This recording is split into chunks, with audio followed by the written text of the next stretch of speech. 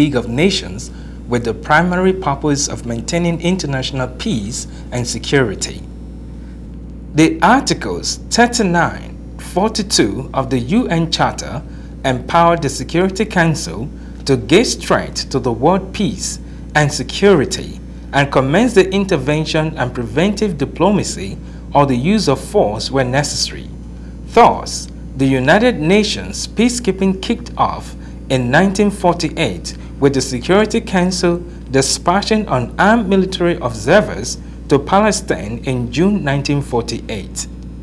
Nigeria, the 99th member country of the United Nations, was introduced to peacekeeping mission in 1960 with the deployment of the Nigerian police officers to the UN first large-scale peacekeeping mission to Congo. Since the attainment of our independence in 1960, Nigeria has demonstrated unequal commitment in the United Nations peacekeeping missions around the world, particularly in Africa continent. Napoleon Bonaparte, one-time French army general, once said, "Give me a place to stand and I shall move the world." Like Bonaparte, the Nigerian police force has been moving the world in the course of its participation in the United Nations peacekeeping missions in war-torn countries of the world. In the last 50 years of Nigeria's existence as an independent nation, Nigerian police force have continued to deploy its personnel to different countries of the world on peacekeeping mission with a view to maintaining peace and order according to the United Nations goals. Although the Nigerian police force statutory obligation is to perform traditional police duties within Nigerian environment, but due to the federal government foreign policy commitments to international treaties and within the framework of the United Nations, the demand for the personnel of the Nigerian police force outside the shore of Nigeria has grown steadily upward from 1960 to date. The first contingent of Nigerian police peacekeeping operation in 1960 to 1965 was led by the then Deputy Commissioner of Police, Louis Edet of blessed memory. Louis Edet, who ultimately became the first indigenous Inspector General of Police of the Federal Republic of Nigeria, and 374 rank and file were deployed to the Congo, a Central African country, now Democratic Republic of Congo, to assist in bringing stability to the war-torn country.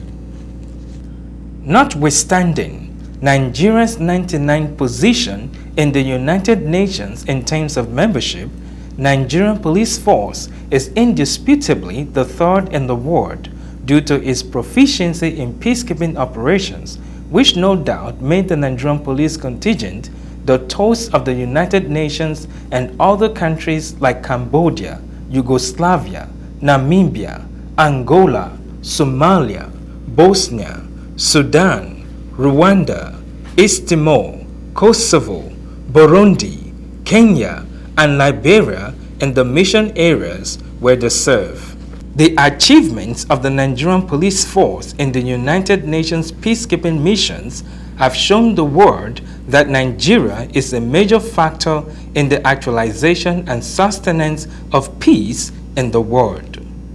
The international community has rated Nigeria's police performance very, very, very high. And in fact, we are past amongst equals. We are some of the best. We are the ones that have received the most medals, as you can see on a yearly basis. From time to time, the Nigeria Police Inspector General is being asked to come and receive medals or witness the giving of medals to our staff.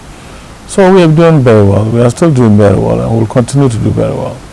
As you are aware, the Nigeria Police Force has been involved in peacekeeping operations since we got our independence. That was 1960. The first mission that we were involved in was the mission in the then Zaire, Democratic Republic of Congo. Since then, we've participated in different missions, about 12 different missions that occurred all over the world. And currently, we are operating in 6 different countries all over the world in terms of our participation in peacekeeping operations. As I told you before, we've been to about 12 different countries, apart from the 7 we are currently in. Between 1960 to 1965, we were in Congo, and between 1989 to 1990, we were in Namibia, and in 1992, we were in Yugoslavia, former Yugoslavia, and between 1994 to 1995, we were in Angola. And again within the same period, 94-95, we were also in Somalia. And 94-98 again, we were in Western Sahara during the United Nations. It was a United Nations mission for referendum of Western Sahara. 1994 again, we were in Mozambique. And then within the same period, we were in Rwanda. And we were also in Bosnia-Herzegovina around 1998 to 2002. And in East Timor, since 1999 up to date, we're in East Timor. We've been in Sierra Leone from 2002 to 2005. Currently, we are in 7 different mission areas. We're in Liberia, we're still in Sierra Leone, we're in Haiti, we're in Sudan. The mission in Sudan is divided into 2. We have Southern Sudan, we call it UNMISS, and then we have the UNAMID, which is United Nations African Union Hybrid Mission. We are also, despite the fact that Somalia is a terrible place, our officers are there training the police officers of Somalia. We operate between Mogadishu and Nairobi, and we are in Darfur, of course, and then Democratic Republic of Congo. This also reflects the pivotal role Nigerian police is playing in the African continent in ensuring that peace and security reign supreme in Africa. Sequent to the recommendation of a panel set up to critically pursue the United Nations policies on peacekeeping mission around the globe, the establishment of regional standby intervention forces by ECOWAS became imperative. Consequently, the African Union mandated ECOWAS to establish its own police component force that will ensure the sustenance of peace in the continent. Thus, the birth of police component of ECOWAS standby force with Nigeria as the highest personnel donor, comprising 4 formed police units and IPOs. In 2000, there was a panel set up by United Nations to take a critical look into the policies of United Nations and to recommend, to make recommendations as necessary. And so this panel met and they came up with some recommendations which were included in their report. And one of the recommendations was that the African continent should establish multinational regional forces or brigades that can be deployed either to United Nations peacekeeping or African Union peacekeeping or even at the regional level. And so the United Nations Security Council mandated the AU to establish these regional capabilities. And in turn, the AU mandated the 5 regional economic communities and realms in Africa to establish these regional standby forces. So at the level of ECOWAS, ECOWAS equally encourage its member states to do the same. And the member states are encouraged to establish national pools of police personnel who are well trained. And it is from these pools that the ECOWAS standby force can draw its personnel. The level of professionalism exhibited by officers and men of the Nigerian police force in UN peacekeeping operations have gone a long way in boosting the image of the force and the country. The firmness of the Nigerian police officers earned them leadership positions in various peacekeeping operations. These attributes are due to the Nigerian police force strict adherence to the rules of engagement of the United Nations mission and the logistic support by the United Nations. There are a lot of criteria that is put in place for you to be able to be selected and be sent out of the country, because as I said, as you are getting out of the country, you are like an ambassador to the country and to the Nigeria police force. So there are conditions that are put in place. You must be at least 5 years in the Nigeria police before you think of coming to participate in the processes of the selection. And when you come for the selection, you are not just allowed to go like that. There are a lot of activities that you have to do in order to, and you must pass them before you are qualified to go. You do English tests, reading comprehension, report writing, listening comprehension. You must pass all these things. You don't pass one and fail one and go for a seat. No, if you pass one and you fail the second, you are out. If you pass the first and second and you fail the third, you are out. You must pass the whole three. And even if you pass all these, you must go for driving tests. Every peacekeeper must know how to drive. And the nature of driving is not just driving vehicle to the front and coming back. There are a lot of maneuverings that you must be able to do. If you fail it, you are out completely, despite the fact that you pass all the academic exercises. When you pass the the driving test, you must go to shooting exercise. In the range, there's a minimum requirement of points you have to get. If you don't pass, you are out of it. So there are a lot of processes that you go through. If you are not able to pass all this, we'll drop you out. So in the beginning, you have a lot of officers that are interested in going, but after the selection exercise, you see many dropping out. Our officers are in different leadership positions in United Nations. If you go to the New York headquarters, there are a lot of Nigerian police officers that are on secondment. If you go to the mission area in Sudan, for example, the deputy commissioner in charge of the whole UNAMID mission is a Nigerian police officer. If you go to East Timor, the deputy commissioner in charge of the whole mission in East Timor is a Nigerian police officer. So we are in sensitive positions in the United Nations setup. We have a lot of offices to be vied for, to be competed for. And oftentimes you see Nigerians emerging. We write applications as usual, you present your CV and other things, and then you'll be interviewed, and then you'll be found fit to occupy such positions. Even my contingent members, we are 10 in number. All of us occupied, strategic positions in the mission. Deputy Commissioner of Police Solomon ARASE was appointed the District Commander of Ojumarongo in Namibia. Assistant Commissioner of Police Fatai Owoshoni was the head of the 4 police component and is credited for his immense contribution in negotiating the peace deal in southern Sudan. Deputy Commissioner of Police Adeyemi Ogunjemi Lucy is the officer in charge of UNAMID operations in Sudan and a host of others.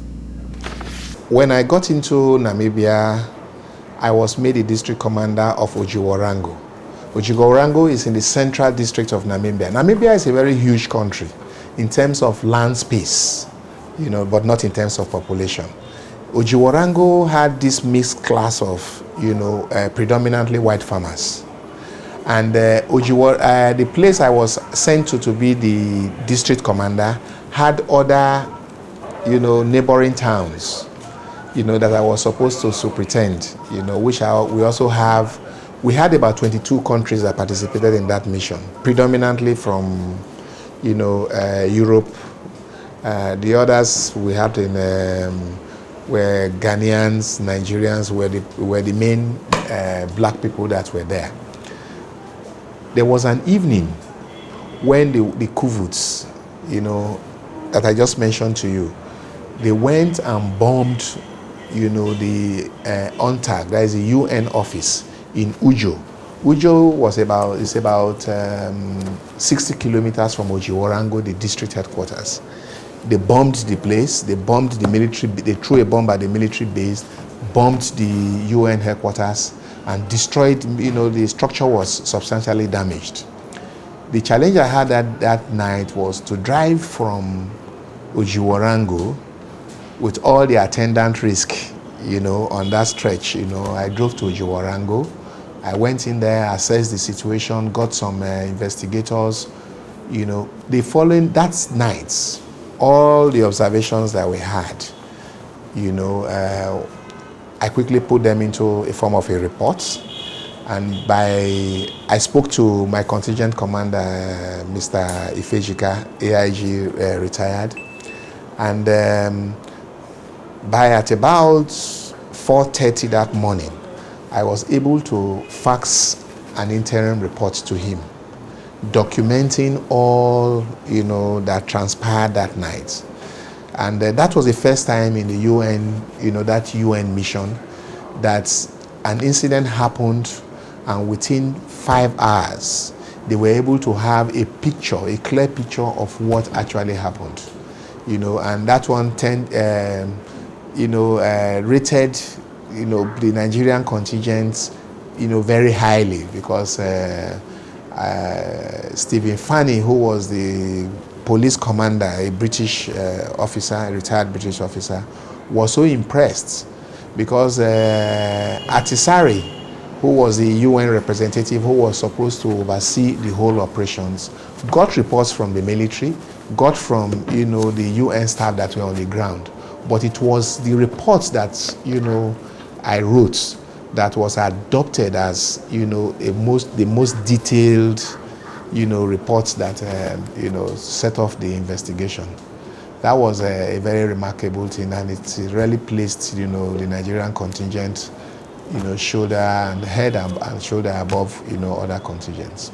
Apart from the fact that I was the head of the police component of what they call the Darfur integrated planning unit, that designed what the police component of the peacekeeping operation in Darfur will look like when the UN would take over, because it was done in stages. There was what we call the life support package and the high support package or something like that, which was done before the UN eventually took over that operation.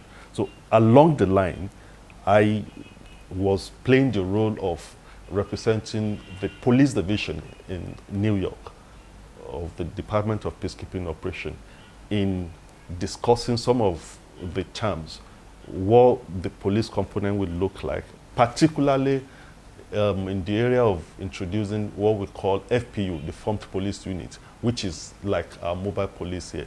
And I had to be shuttling Darfur, Addis Ababa, and all the places where the negotiations were taking place. And if that is what you would call negotiation, because okay, that is it, but it wasn't so easy because the Sudanese government too were not ready to yield to some of the terms that were built into it. And of course, it was in the process I took part in writing most of the reports, contributed to writing what later turned out to be the Security Council mandate for the operation in Darfur. I also took part leading the police component in writing most of the strategic documents that were used in setting up the police component in Darfur, like the concept of operation, standard operation procedure, rules of engagement for the formed police unit. And I'm proud to, when the UN finally took over, there was a time I was permanently based in Addis Ababa, because it also fell on me to act as the person talking to the leadership of the African Union I'm the Deputy Police Commissioner in charge of operations for the African Union, United Nations Mission in Sudan.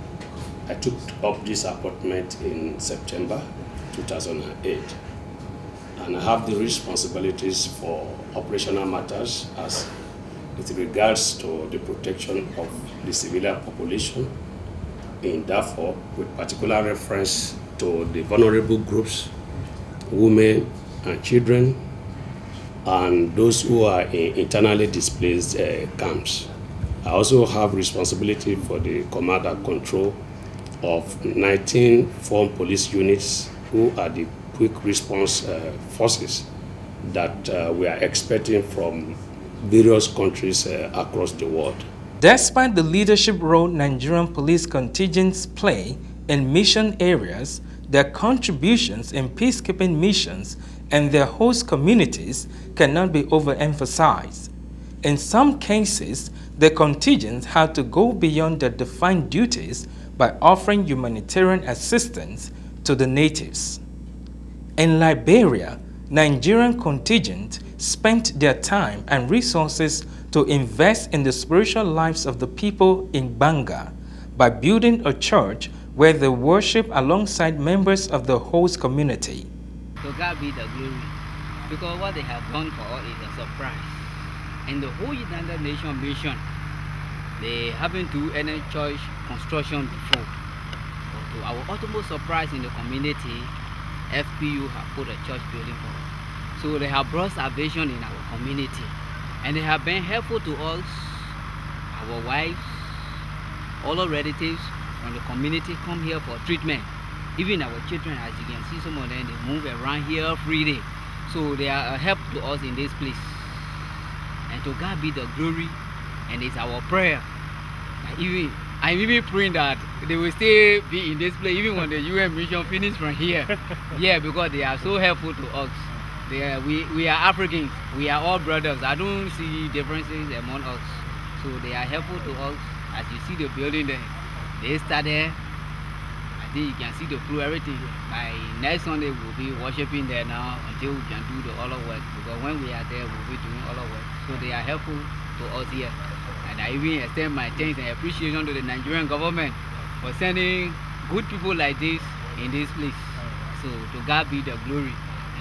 As a result, numbers of Liberians were eager to join the country's police force as they were inspired by the spectacular conduct of the Nigerian policemen and women serving in the country under the United Nations peacekeeping. I was in charge of a team called Model Police Station Development Unit, and later this was transformed into what we call the Donor Aid team. Our duty then was basically to raise international funds, to source for international funds to support the reform and restructuring process. And while there, we were able to put in place what we call a policy document called the Re-Equipment Plan for the Liberian National Police. And that plan guided the reform and restructuring process all through. We were also able to develop a model police station, and we sourced for funds to put in place, to actually construct a model police station at Bushrod Island and one at the red light area, Gorbachev in the red light area. And in each of these projects, we were able to raise $15,000, making $30,000 from the quick intervention project unit of the United Nations mission in Liberia. And so we were able to also source for kits from US, uniform, boots, armored vests, and the plates. And we also sourced some other equipment, including motorcycles from China. They gave us motorcycles and communication equipment, which we use in the reform and the equipment of the Liberian National Police. The Nigerian police contingent have over the years in different countries also recruited and trained locals who either formed the nucleus of a new local police or later absorbed into the existing national police. In some cases, they educate the electorate for the purpose of ensuring that they vote for credible leaders. The villagers were very happy to receive us. Very, very happy. Because immediately we got there, they had this microphone, we went with all those things in the truck.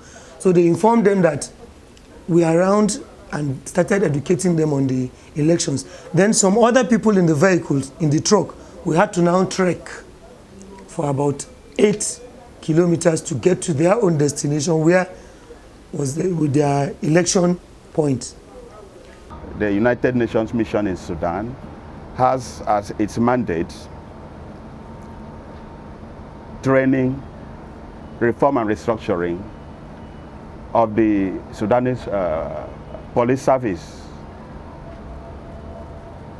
That were the mandates, to train them, to reform and restructure the Sudanese police service and equip it for democratic policing, to bequeath onto the Sudanese police best practices in policing that are observed the world over.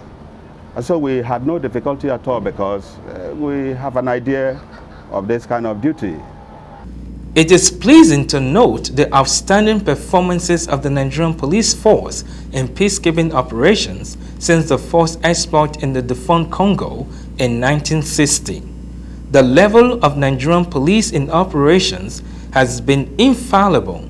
Policing has been done with a high sense of professionalism, absolute respect for human rights, and the dire zeal for peace among nations of the world. 50 years of peacekeeping operations around the world, the performance of Nigerian police contingent have always been rated high and commendable. This has also been the reason behind the constant engagement of Nigerian police personnel in peacekeeping missions by the United Nations, as attested to by the Chief of Protocol of Congolese Ministry of Foreign in Kinshasa. The overall performance of the Nigerian police force in Congo was commendable with regards to their role in reoccupying the port of Matadi. In appreciation, the Congolese authorities remarked that it is necessary to say our leaders have not been deceived in placing their choice on these brave men. David Owen, the Executive Director of UN Technical Assistance Board, wrote in his commendation letter to the United Nations that these policemen are polite, impeccable, and helpful. Another point worthy of note is the quality of training given to the policemen through the various police training institutions in Nigeria. The initial training of the Nigerian police personnel by the police authority is also complemented with a series of pre-training by the United Nations security experts in order to prepare them for international practices before deploying them for peacekeeping assignments. For the kind of training that we are attending in our country before we travel out on a mission, that all of us has to go on a hard training in mobile training college in Maiduguri, mobile training college in Osun State, Ila Orogun, and we have another one in Port Harcourt. And after all this training, you have to be professional in whatever you are doing. The training, coupled with shared tenacity of the Nigerian police contingents, have made their mode of operations professional, as there have been no case of abuse of human rights or breach of international laws. We've done well. We've done very well. There's still room for improvement. We are not well sought over, the world over. Most of the formed units that you have now, especially in those, very difficult places like Sudan, Somalia, they are predominantly, set up by, police officers from Nigeria. It's because of, the rugged nature of the policeman from Nigeria. I told you we are very, very physical, because of the nature of our training. So we are sort of all over. And there's no mission now that you talk about, In Liberia, they were there. In Sudan, they were there. Now in Somalia, we have some officers who are already, preparing the ground for a full-blown mission in that areas. We've done extremely well.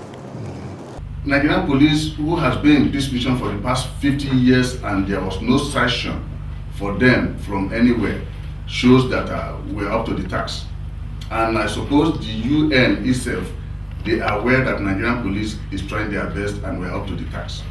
The comportment and demeanor of the men for over 5 decades as regard peacekeeping missions have been dependable and highly laudable, owing to the basic home training inculcated in the men and the spirit of patriotism and ambassadorship to the fatherland. As the saying goes, it cannot be all rosy. The Nigerian police contingents had to go through some difficult and life-threatening challenges, yet they remain steadfast in the actualization of the peace mission goals. Sometimes, some get struck by illness and diseases and other operational hazard. You could imagine, us as black police officers from Africa coming into Namibia, and we now renting houses in those areas where the whites were, predominantly, staying. It was a very discomforting, incident to them, and they did not really like it. There was this other group that was called the Kuvuts. The Kuvut was a paramilitary, organization.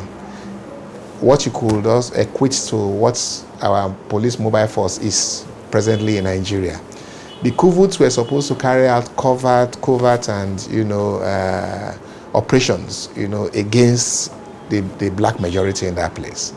And their activities was, was well documented in terms of, their abuse of human rights, extrajudicial executions and persecution and all those type of stuff.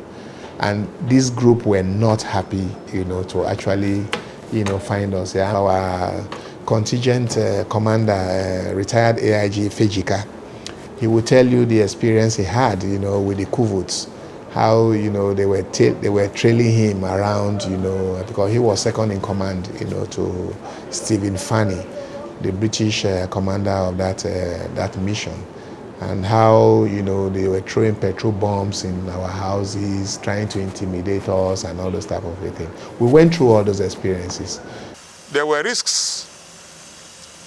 It wasn't all rosy. There were risks. There was a time they planned to kill me.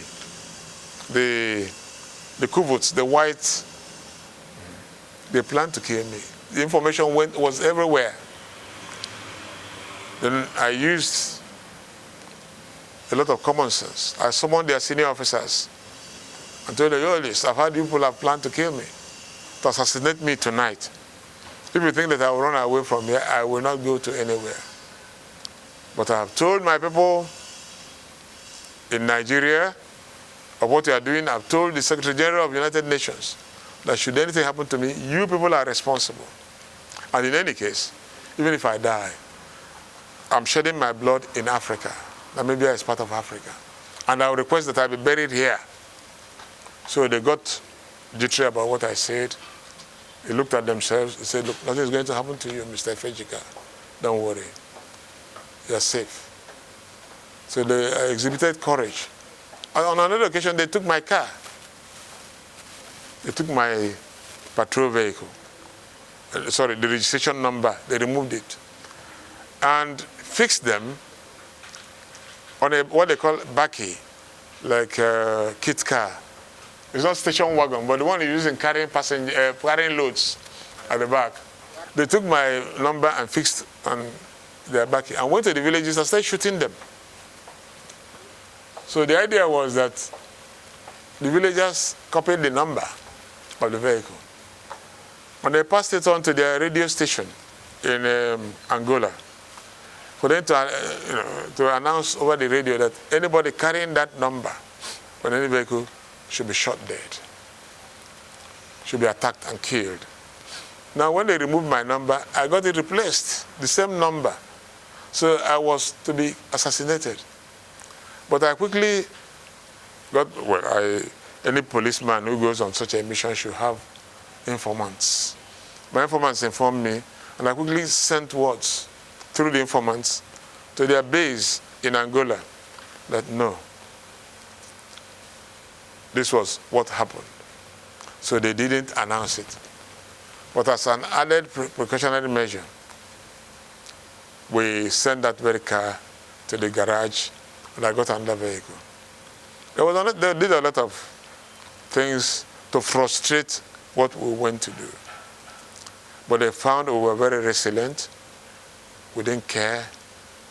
We didn't budge. We carried out our duty professionally. So that after that, they started to cooperate. When we got to Zwedru, we reported at the station there. Before we got there, we were briefed about the condition of the road. The road was terrible. But little did we know that even what we met on our way was just a cup of tea. We got there very early in the morning. We had to travel the whole night against UN rules and regulations. But because of the assignment we had at hand, we had to travel the whole night. And eventually, by 4 a.m., we were at Zwedru. At about 9 o'clock, we reported at the station. We were introduced to the station commander, and we were told that immediately we have to move to our areas of responsibilities because we have already been posted. We went with 2 vehicles. We also had a truck, the Ethiopian army truck, in our company. They carried the ballot boxes, material, and other things. So we were supposed to go around our own area of jurisdiction, but we had a terrible experience. We didn't even have time to eat or anything. And the intention was to leave that morning at about 10 o'clock and come back that same day, which was about 2 days to the real election, no, 3 days to the election. But unfortunately, 35 kilometers into our own area of jurisdiction, we started experiencing problems on the road. The first one we encountered was the white vehicle, UN vehicle we carried. The clutch burnt because of the condition of the road. It got to a stage where the jeep could not even move. It was right inside a very deep ditch with water and mud. Our truck could not pass the road as well. But fortunately for us, we met another truck on the road that wanted to cross this way.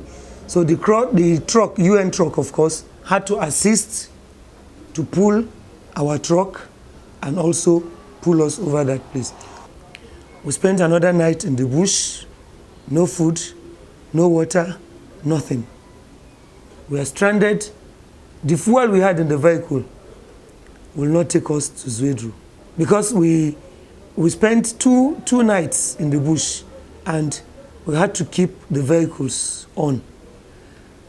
The windscreen, at a certain point, we couldn't see again. So we had to get water from the villagers to wash the windscreen in order to continue the journey. I couldn't come out because the whole environment was smelling. I just said, no, I won't come out.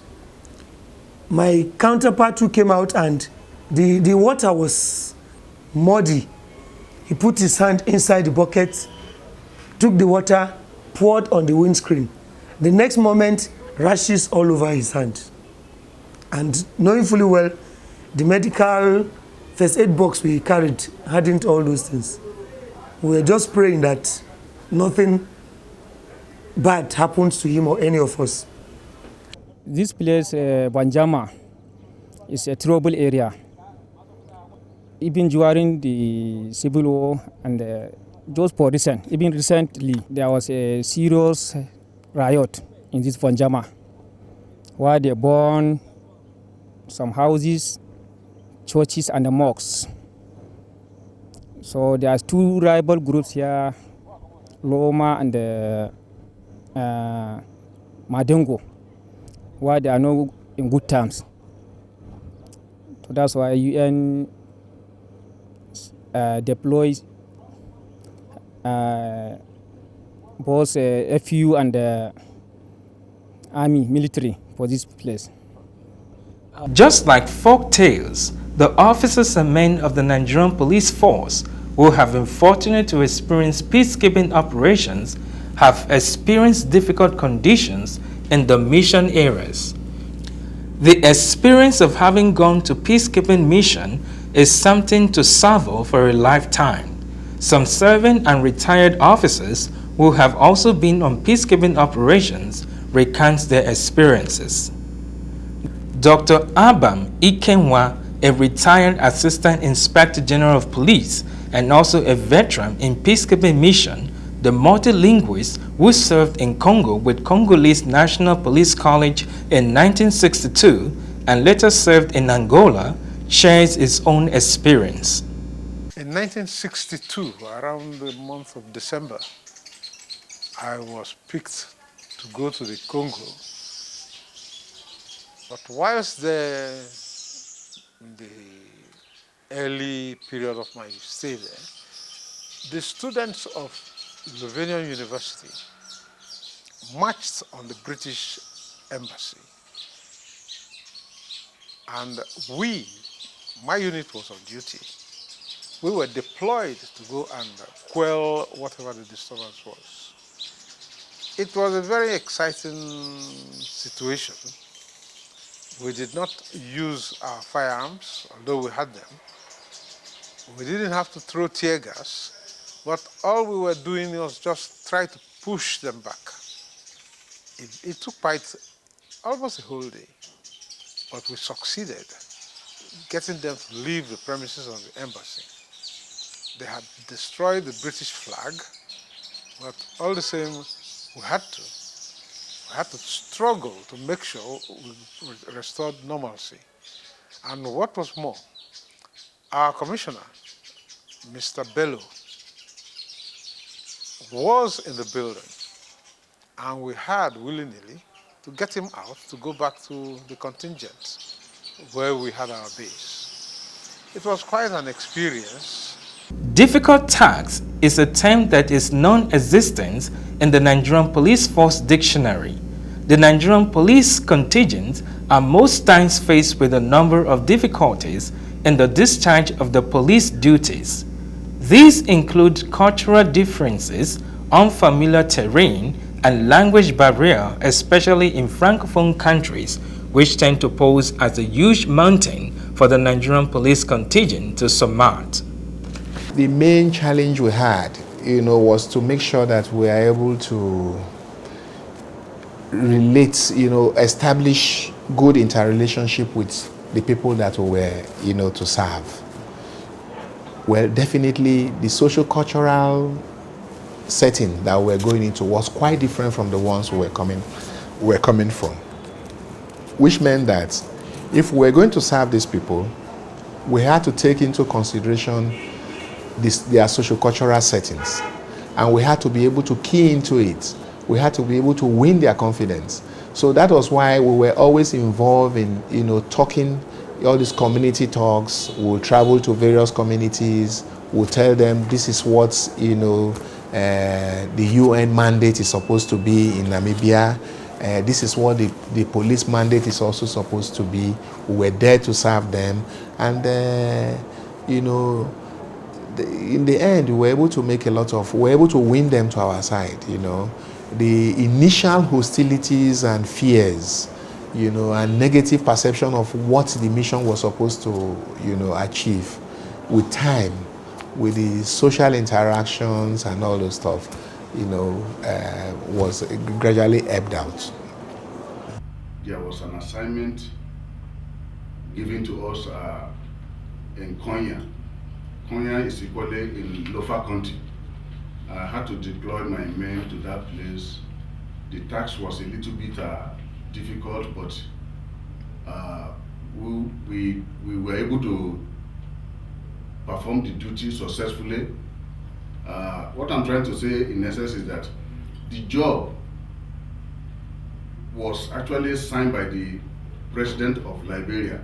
The assignment was given by the President of Liberia, but the people involved in this task seems to be involved in something like occult and so on and so forth.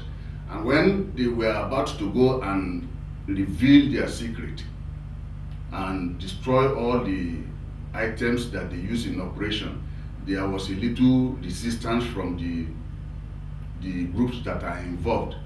This time they had to call for the Nigerian contingent to come and assist. And we were there with our men, and we performed the duty for about 2 weeks successfully. And many things happened in that place that is unbelievable. As the third largest contributing country to peacekeeping missions from the 130 United Nations police contributing countries, Nigerian police ranks among the very best in peacekeeping operations worldwide. This position has attracted numerous recommendations, United Nations medals, and awards from host communities as commendation for their contribution and sacrifices towards actualizing the goals of the United Nations. In Namibia, the Nigerian Police Contingent Commander, Deputy Commissioner of Police, Solomon ARASE, who was then a Superintendent of Police, was adjudged the best among the 6 district commanders of the civil police because of his exemplary competence and performance. Apart from ARASE, 9 other Nigerian police personnel won various awards from the Namibia mission. In Sudan, a couple of Nigerian contingents also received similar awards. I was privileged to lead these contingents to return them safely. I am proud also to be honored by the special representative of the Secretary General, whom I have not met in my life, not at least in this moment. So it was a very good one. There was a Nigerian officer, and she was part of a team that was to explore the security situation, to assess the security needs outside Monrovia. One Kosiso Obi, that is her name, a lady Nigerian officer. And it was a team work, and she was part of it. Being a non-executive mission, we were not armed. She was not armed. The armed backup was provided by the formed police unit in Monrovia. Unfortunately, the officer had limited knowledge of English, so there was a communication issue. And along the line, while they were going into one of the hinterlands, they were accosted by a team of armed rebels because the disarmament process had not started then. So they were accosted, and it was a really dangerous situation. They were held hostage for hours, and it took the courage and initiative of the Nigerian police officer to take charge of the situation, and she was able to talk her way through, and just through application of diplomacy, tact, she was able to control the situation, and the armed men allowed them to go. And at the end of that assignment, because of that, her role in that experience, her courage, her professionalism, the then UNPOL commissioner, that's Colonel McCroker, gave her an award for bravery. Yeah, I think, and she remained a reference point of Nigerian police professionalism all through the peacekeeping mission. Back home, the Nigerian police can be likened to the proverbial doctor who is not recognized in his homeland. Outside the shores of the country, the Nigerian police is reputed globally for excellence in international assignments. Nigerian police personnel are not only in high demand, but are well respected and given accolades by the United Nations and other countries where they have performed peacekeeping mission, which has bolstered Nigeria's image. The question that readily comes to one's mind is what is responsible for the lack of performance often leveled against the police by the Nigerian public. In the mission area, they are regarded as the best because of the fact that everything is made available to them to ease their work. The working environment is conducive. The working facilities that will make them do their work are provided to them to the extent that they don't lack anything. They know when to start work in the morning and when to close. If they needed any vehicle, the vehicles are made available to them. If any item that will facilitate their job are provided to them. Back home, the officers, I mean, the resources we have are just limited vis-a-vis the number of officers we have. And when you are deployed back home and that you are waiting for a common pool of vehicle to be used by several other officers, that may retard your desire to rapidly undertake the mission that you are supposed to take, and in the process people will feel that you are sluggish, and that impacts negatively on the performance of the officers. But when the resources and the equipment are made available to every police officer, I think these criticisms of lack of performance will go down. The officers have an enabling environment to do their job, that the officers have the facilities to do their job, that the officers enjoy dignity of labor, dignity of human persons. No person is treated with indignity. No person is discriminated against. In fact, there is respect across the members. Disregarding rank and race, ethnic or national origin, gender or religion. There is respect for everybody. And everybody is doing the job as an employee. Nobody is bossing over somebody as an employer. The UN police officers see themselves as employees representing the United Nations.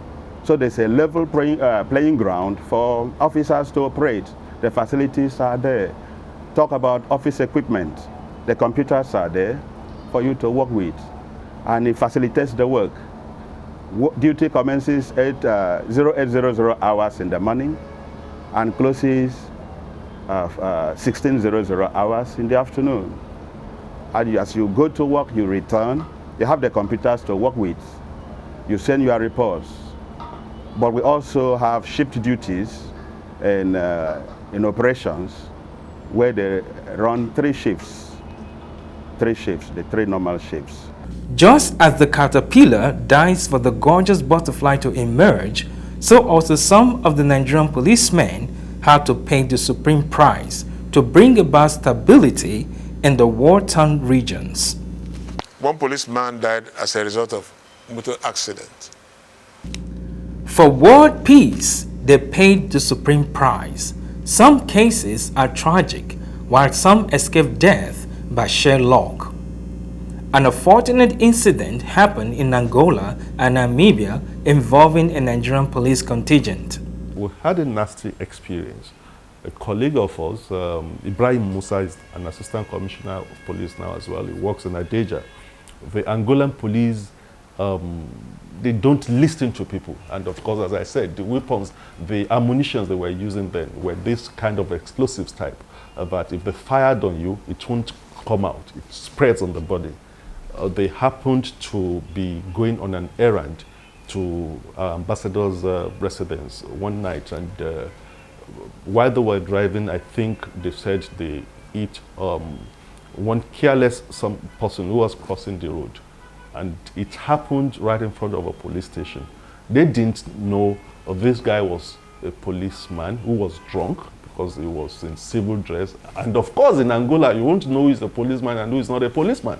If a convoy is going and you hear siren, even if you park, you clear off. But if they sense that you hesitate, they will come and pour bullets on you. So in their own case, after hitting this guy, they were moved to the police station. And as per the terms and conditions under which we operate in peacekeeping, they're supposed to contact the UN headquarters, which is the UNABEM headquarters. But because these guys were crazy, they held our guys hostage. There were 3 of them. They said they should identify who was driving. Musa identified himself as the person that was driving. They said, okay, this is our colleague that you've hit. They had the 2 other guys who were with Musa, who were also Nigerian officers, to remain like behind the counter, what I call behind the counter, which actually shouldn't have been done. So while Musa was asked to take, when Musa was taking this guy to the hospital, so to say, they followed Musa with their own police pickup. But unknowingly to them, there was a military UN officer who was far away watching everything, and as he sensed something bad would happen, he was following them from a distance. So when they got to a dead alley, they just ran their own pickup parallel to Musa's UN vehicle and poured bullets on him that sprayed from the arm down to the thigh. And the guy that was hit, that they thought that they were saying was badly wounded, jumped out of the vehicle. That is to let you know that they actually planned this thing. So the guy jumped out of the vehicle, went into their own pickup, and of course Musa lost control of the vehicle, went until the vehicle got stopped, and it was that military guy that eventually, when they, after he found out that they had left, saw Musa in his pool of blood.